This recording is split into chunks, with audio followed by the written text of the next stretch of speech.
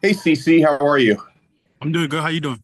I'm doing very well. But before we get to what you've been doing on the field for Miami's offensive line, there have been some moving parts so far this season. Some backups who have had to step in and play. How have you felt about the next man up mentality and the continuity that you guys have been getting so far?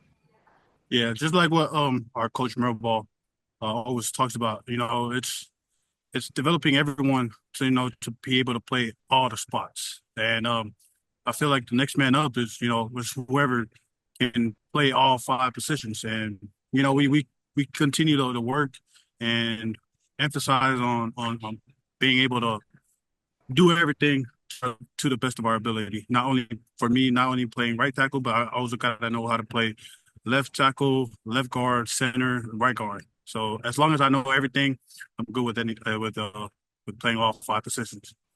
Yeah, and I've got one for you as well. You seem to be individually starting off very well so far this season. How valuable was all the experience you got last year as a true freshman? And what are the big areas of your game you feel like you've improved here in your second year? Yeah. So talk about last year. I mean, I let up a couple of sacks and a lot some pressures, and I want to work off of that on a passing game and on a run game. I need to work on more on. I feel like I got better on driving my feet and being able to be physical on the trenches, and that experience from last year is kind of helped me know what the game is like. Now the game for me this year has been slowing down just because of the experience I got from last year. Our next question comes from Matt Shadell at Canesport. Matt, go ahead. Yeah, hey CC. So I wanted to ask you that the pass protection obviously has been absolutely amazing. The run blocking, it's hard from the outside to tell what kind of grades you guys are getting in that aspect. I know against Florida it was a little bit tough going. The first half, you guys didn't really try to run that much. Can you sort of share your thoughts on how you think the team's done as a run blocking offensive line, and if maybe you think your strength is more pass blocking, or if you guys think you're just as good or better as run blockers? Yeah, we need to step up on every aspect of the game. The run block, we didn't do it as good as last year. I mean, we ran the ball last year a lot, and this year we need to better our our mentality on the run block, being able to open up the holes so that the running back can hit the hole without worrying about getting hit from somewhere. And our pass game has been ultimately good this year because we have an ultimate guy back there, Cam Ward, and he's been throwing the ball quite good this year. I mean, he exceeded the expectations, and that's what I'm most excited about this team is that now we can run the ball and pass the ball, and we need to work more on running the ball now. Next, we'll go to Jordan McPherson of the Miami Herald. Jordan. Hey there, CC. I know you talked about the next man up mentality and the depth of the line, but to potentially be getting both Jalen and Inez back after not having Jalen the last 2 weeks and not having Inez for most of last game, just how valuable will that be, especially going up against a team like USF that's going to be it's going to be a challenge in the trenches?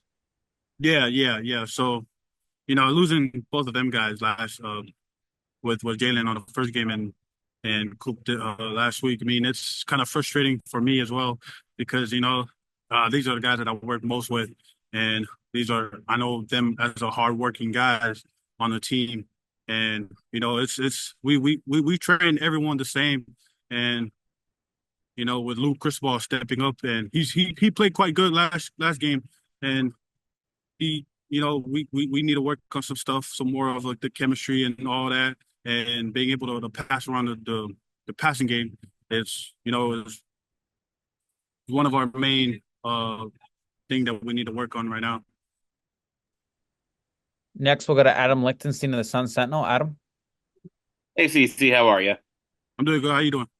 Good, good. So obviously Cam Ward is he's a guy who moves the pocket a lot. So I guess what challenges does that present as an offensive lineman for a quarterback who if he's under pressure, he's gonna move, he's gonna be able to get out of that and move the pocket. How do you guys work to help him with that?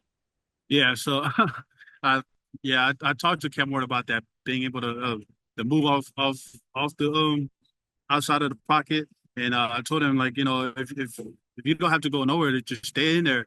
And obviously if it's pressure, then you can step up in the pocket because we got you, and we let him know that we got him until like the end of the game, and we held our ground and try to do everything to make that guy comfortable back there, because when he's comfortable, it's a dangerous game, and that's our mentality going into this game as well.